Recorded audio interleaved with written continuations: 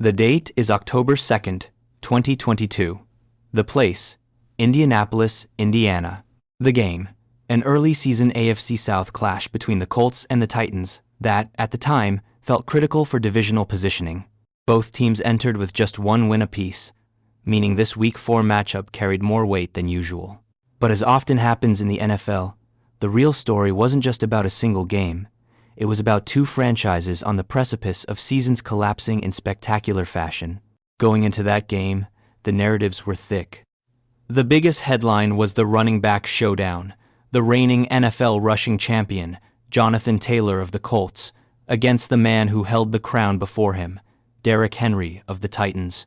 Analysts were buzzing about whether Taylor could exploit a struggling Titans run defense and if Henry could find his dominant form against the Colts. For the Colts, the pregame conversation was dominated by their recurring nightmare, slow starts and turnovers. They had already faced multiple score deficits several times that year, and quarterback Matt Ryan's fumbling issues were turning into a major concern. Could they finally break that cycle? Injuries were also a cloud hanging over the game. Colts three-time All-Pro linebacker Shaquille Leonard was set to make his anticipated season debut after dealing with injuries, a hopeful sign for their defense. The Titans were hoping for a boost from linebacker Bud Dupree's return. The receiving corps for the Colts, particularly rookie Alec Pierce and tight end Mo Ali Cox, were starting to emerge as potential bright spots. When the whistle blew, the game unfolded exactly as the Colts feared. Second down from the 36.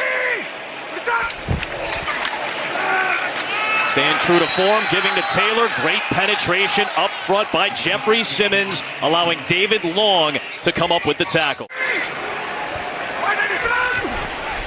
Titans bring 4. And still get to Matt Ryan. That ball comes out loose, and the Titans may have it. It's Bud Dupree getting on top of the football.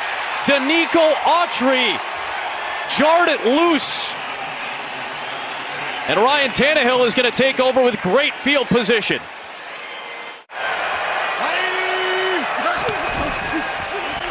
Swing it out, backwards pass for Derrick Henry. And Derrick Henry gets another first down. Good blocking by Robert Woods out on the perimeter. This is Derrick Henry territory. He gets the play action fake. Tannehill's got a wide open Robert Woods for a go-ahead touchdown. Easy a touchdown as you're ever going to find here for Ryan Tannehill. First connection. Fake to Henry, give to Henry on the pass. And there goes Derrick Henry into Colts territory.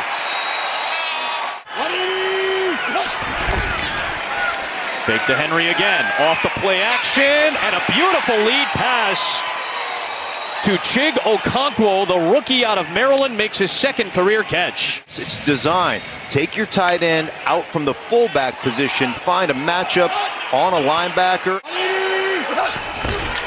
After back-to-back 20-yard plays, it's Derrick Henry making a cut.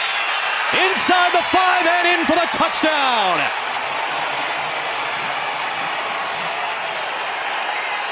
Past Brandon Faison. Yeah, and that's one thing you love to do when you've got an elite level back. Get everybody swarming inside, you bounce it outside, one-on-one with a corner, and the way we think about this, if your corner can tackle your running back, then we need another running back. Monday. What is that? Taylor's averaging 2 yards a carry, and he's going to lose yardage here as Dylan Cole, stepping in for the injured Zach Cunningham, has been involved early. McLaughlin. It'll be Hassan Haskins on the kick return, the rookie. And with some elusiveness, gets it out past the 30-yard line. Like Taylor did earlier that we saw. He gets back too far, the rest is history. 3 possessions, 3 scores for Tennessee. Check to the second play. Matt Ryan, it's a pass that's deflected, and it is Tier Tart coming down with it. Use their leverage against them as much as you can. It's Tannehill, collapsing pocket, awkward angle throw, but somehow he slipped it into the rookie for his first career touchdown. It's Chig Okonkwo.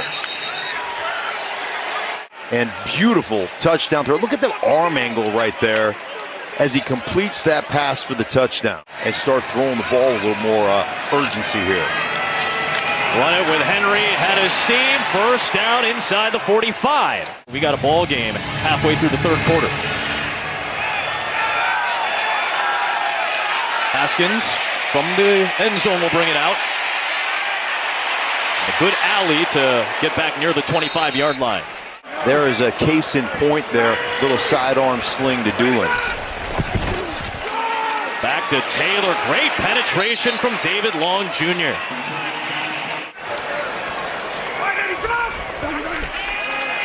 Ryan. That ball may have popped out loose, and sure enough it did. It's still on the ground. Tennessee could not grab it. Mario Edwards Jr. was trying to pick it up, and eventually it was rescued up front by Matt Pryor. It's Taylor. Trying to navigate, just needed a little. That ball may have come out loose. Tennessee's claiming they've got it, and they do! The Titans have taken it away! Ryan has Hines as a release. And in open space, Roger McCreary, the rookie second-round pick from Auburn, makes a great play. Ryan under pressure. It's Danico Autry, the former Colt, coming up with the biggest defensive play of the day for Tennessee. The Titans jumped out to a dominant 24-3 lead in the first half, capitalizing on Colts turnovers, including a Matt Ryan strip sack fumble and an interception. Derrick Henry was vintage King Henry, rushing for 99 of his season-high 1-114 yards in the first two quarters and scoring a touchdown. The injury curse struck again, too.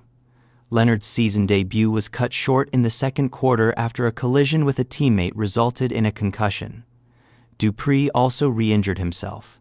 The Colts tried to fight back in the second half. Matt Ryan found Mo Alie-Cox for 2 touchdowns, cutting the deficit to 24-17, but the Colts couldn't seal the comeback. Crucial late-game turnovers, a fumble by Jonathan Taylor near the red zone, and a missed field goal sealed their fate. The post-game conferences offered a glimpse into the divergent emotions. Titans coach Mike Vrabel, when pressed about his team's second-half slump, was unapologetically excited as hell about a key divisional road win. Titans safety Kevin Byard was already talking big, suggesting the division title would go through their two teams and that Colts owner Jim Irsay was likely upset. Meanwhile, the Colts side was a picture of frustration, as Coach Frank Reich and his players lamented the recurring themes of slow starts and turnovers. Little did anyone know that this game was the turning point that defined both of their seasons, but not in a positive way. For the Tennessee Titans, that win put them at 7-3 and in first place in the AFC South. They seemed destined for the playoffs. But then, an injury crisis, particularly to quarterback Ryan Tannehill, hit hard. They suffered a dramatic 7-game losing streak to finish the season 7-10, missing the playoffs entirely and firing their general manager, John Robinson, along the way. The Indianapolis Colts season spiraled even faster. After the loss, they sat at 3-5-1. Coach Frank Reich was fired in November, replaced by interim head coach Jeff Saturday. The team's performance didn't improve, culminating in the largest comeback in NFL history when they blew a 33-0 lead to the Vikings. They finished a dismal 4-1-2-1. The story of the October 2nd box score is ultimately a tale of two collapses.